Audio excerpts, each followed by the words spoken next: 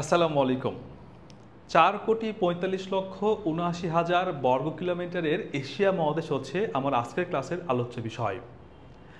যারা বিশ্ববিদ্যালয়ে ভর্তি প্রস্তুতি, বিসিএস এবং প্রাইমারি পরীক্ষা দিতে চাচ্ছেন তাদের প্রত্যেকের জন্য আজকের ক্লাসটি খুবই উপকারে আসবে। মানচিত্রের সাহায্যে আমি আপনাদের দেখাবো এশিয়া মহাদেশের দেশ পরিচিতি।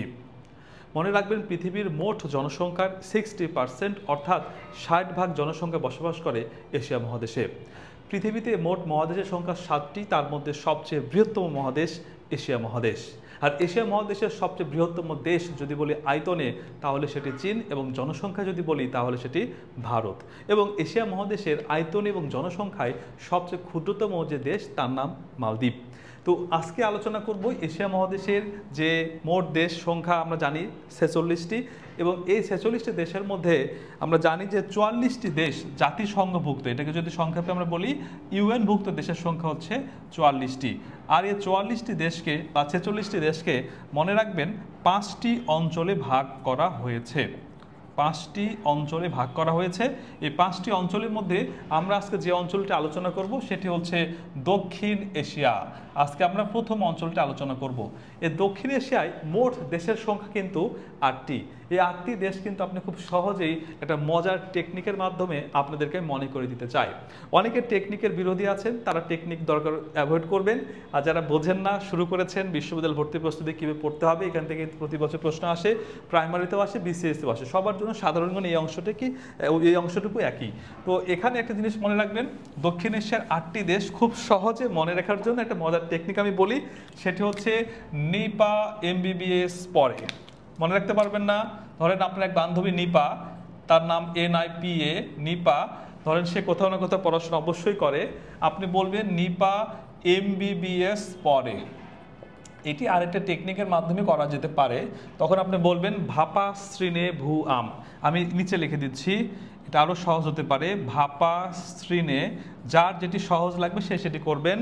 ভাপা শ্রীনে ভু আম। এখানেও আমরা 7টি দেশ পেয়ে যাচ্ছি, প্লাস বিডি যুক্ত করে দিবেন, তাহলে আমরা 8টি দেশ পেয়ে যাব।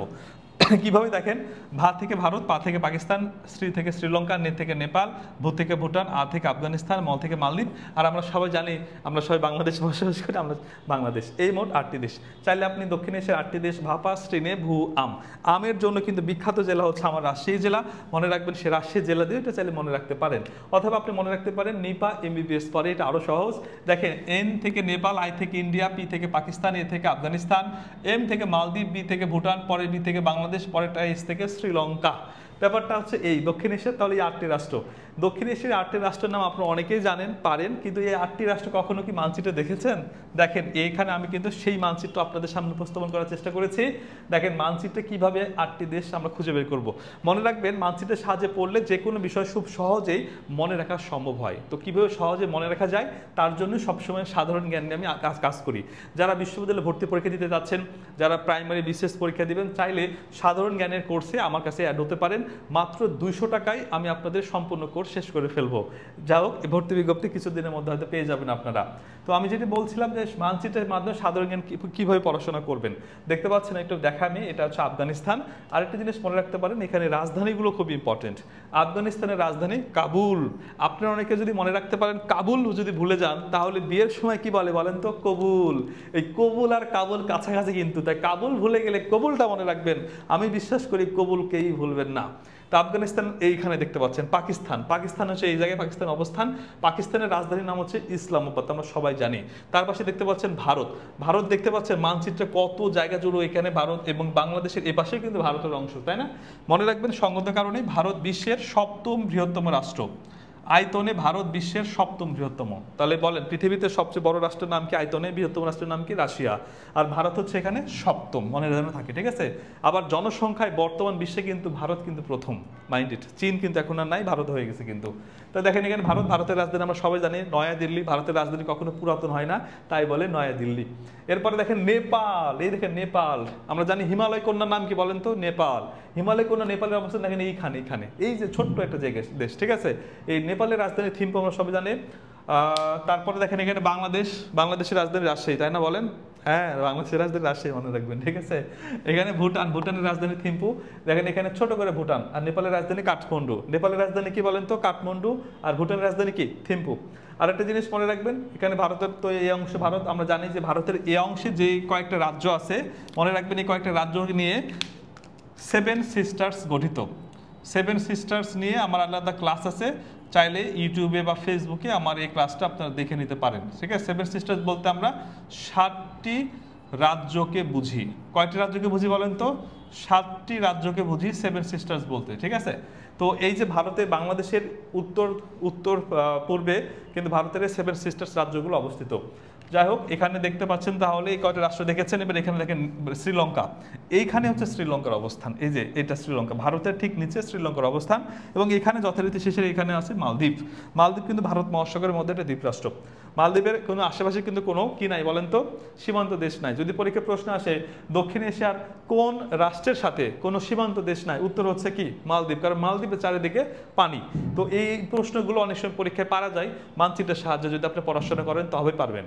তো এখানে এই জিনিসগুলো যদি মানচিত্রের সাহায্যে একবার পড়েন, দেখেন আমরা কিন্তু মুখস্থই করি, কিন্তু বিষয়টা যদি আমরা বুঝে মুখস্থ করি তাহলে কিন্তু এটা আমাদের জন্য অনেক দিন কাজে আসবে। তাই আমি বলি সবসময় যে কোনো বিষয় আমরা যখন মুখস্থ করব, বুঝে মুখস্থ করার চেষ্টা করব। অন্ধের মতো কোনো কিছু মুখস্থ করার চেষ্টা করলে কিন্তু হবে না।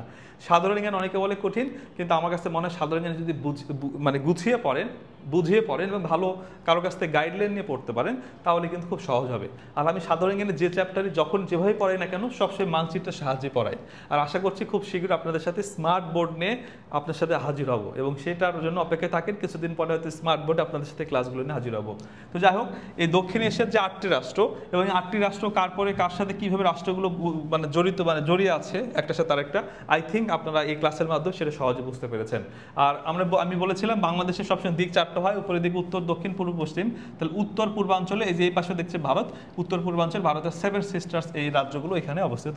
এটিও পরীক্ষা প্রশ্ন আসে যে বাংলাদেশে কোন দিকে ভারতের 7 সিস্টার্স রাজ্যগুলো অবস্থিত, এর উত্তর পূর্বাঞ্চলে। তো এই যে দক্ষিণ এশিয়ার যে 8টি দেশ জানলেন, এর মাঝখানে আরেকটা জিনিস আপনারা জেনে রাখেন, সেটি হচ্ছে দক্ষিণ এশিয়ার এই 8টি রাষ্ট্র নিয়ে একটি আঞ্চলিক সহযোগিতা সংস্থা গঠিত, সেটাকে বলে সার্ক। মনে রাখবেন, এটা ইম্পর্টেন্ট। সার্ক, আঞ্চলিক সহযোগিতা সংস্থা। পরীক্ষা এরাও প্রশ্ন আসে যে সার্ক কী ধরনের সংস্থা। মনে রাখবেন সার্ক হচ্ছে আঞ্চলিক সহযোগিতা সংস্থা। সার্ক, আরেকটা জিনিস মনে রাখবেন, যে কোনো সংস্থা থেকে কয়েকটা জিনিস অবশ্যই মনে রাখতে হবে। যা নাম্বার 1, প্রতিষ্ঠা, মানে কত সালে প্রতিষ্ঠা হয়েছে। সার্ক প্রতিষ্ঠা হয়েছে আপনার 8 ডিসেম্বর 1985 সালে। এবং এটার ক্ষেত্রে একটা জিনিস মনে রাখতে হবে, সার্কের প্রতিষ্ঠাতা শহীদ প্রেসিডেন্ট জিয়াউর রহমান। খুবই অনেক গুরুত্বপূর্ণ প্রশ্ন এটি, যে সার্ককে প্রতিষ্ঠা করেছেন শহীদ প্রেসিডেন্ট জিয়াউর রহমান, তার উদ্যোগে মূলত এটি প্রতিষ্ঠা হয়েছে। তারপরে দরকার সদস্য দেশ। সার্কের সদস্য দেশ কতটি? আমরা খুব সহজে বলতে পারি 8টি। এই যে দক্ষিণ এশিয়ার যে 8টি রাষ্ট্র, দক্ষিণ এশিয়ার 8টি রাষ্ট্র নিয়ে সার্ক গঠিত। তাহলে যদি পরীক্ষায় প্রশ্ন হয় এইরকম, নিচের কোন দেশ সার্কভুক্ত নয়, তাহলে কিন্তু আপনার এই 8টি দেশে মনে রাখতে হবে। অর্থাৎ নিপা MBBS পরে এই টেকনিক দিয়ে আপনি দক্ষিণ এশিয়ার 8টা রাষ্ট্র মনে রাখতে পারেন, আবার সার্কের 8টা রাষ্ট্র মনে রাখতে পারেন। তাহলে একটা টেকনিক কিন্তু 2 জায়গায় কাজে আসলো। আশা করি আপনারা উপকৃত হচ্ছেন বা হবেন। তো আরেকটা জিনিস দরকার, প্রতিষ্ঠা, সদস্য দেশ, এর বাইরে দরকার হচ্ছে আপনার সদর দপ্তর। সদর দপ্তর। এবার দেখেন সার্কের সদর দপ্তর হচ্ছে নেপালের রাজধানী কাঠমান্ডু, নেপাল। সার্কের সদর দপ্তর কোথায় বলেন তো? কাঠমান্ডু, নেপাল। এবং সার্ক বিশ্ববিদ্যালয় গঠিত কিন্তু ভারতের নয়াদিল্লিতে। আর মনে রাখবেন সার্কভুক্ত যে 8টি দেশ, এই 8টি দেশের মধ্যে সবচেয়ে বেশি শিক্ষার হার বেশি কিন্তু মালদ্বীপে। এই যে মালদ্বীপের শিক্ষার হার কিন্তু সবচেয়ে বেশি, এবং মাথিপিসেও কিন্তু আয়ও বেশি কিন্তু এই মালদ্বীপে। মাথিপিস আয় বেশি কোন দেশের বলেন তো? মালদ্বীপের। তো এই বিষয়গুলো মনে রাখবেন, আশা করি আপনারা তাহলে পরীক্ষা খুব ভালো করতে পারবেন। আর যেহেতু আমরা বাংলাদেশ দক্ষিণ এশিয়ার মধ্যে পড়ি, সুতরাং যে কোনো পরীক্ষার জন্য বাংলাদেশ এবং দক্ষিণ এশিয়ার যে 8টি রাষ্ট্র আছে, সেই 8টি রাষ্ট্র নিয়ে ভালো ধারণা রাখাটা অতি অবশ্যই দরকার। আশা করছি আজকের এই ক্লাসের মাধ্যমে দক্ষিণ এশিয়ার যে 8টি রাষ্ট্র, সেই রাষ্ট্র সম্পর্কে আপনারা খুব ভালো একটি ধারণা পেয়েছেন। ক্লাসটি কেমন লেগেছে যদি ভালো লাগে অবশ্যই মন্তব্য করে জানাবেন। ফেসবুকে যদি আপনারা দেখেন অবশ্যই পেজটিকে ফলো করবেন এবং শেয়ার করার চেষ্টা করবেন বন্ধুদের সাথে। আর যদি দেখেন ইউটিউবে অবশ্যই চ্যানেলকে করবেন সাবস্ক্রাইব। মন্তব্য করুন, দেখেন তো ক্লাসটি কেমন লেগেছে। আর এই ছিল আজকের ক্লাস। আশা করছি আপনারা সবাই খুব ভালো আছেন এবং ভালো থাকবেন। এরকম নতুন নতুন ক্লাস পেতে আমার সাথে থাকুন। আর দেখা হচ্ছে নতুন ক্লাসে নতুনভাবে নতুন কোনো টপিকস নিয়ে। সেই পর্যন্ত সবাই খুব ভালো থাকবেন। আল্লাহ হাফেজ। আসসালামু আলাইকুম।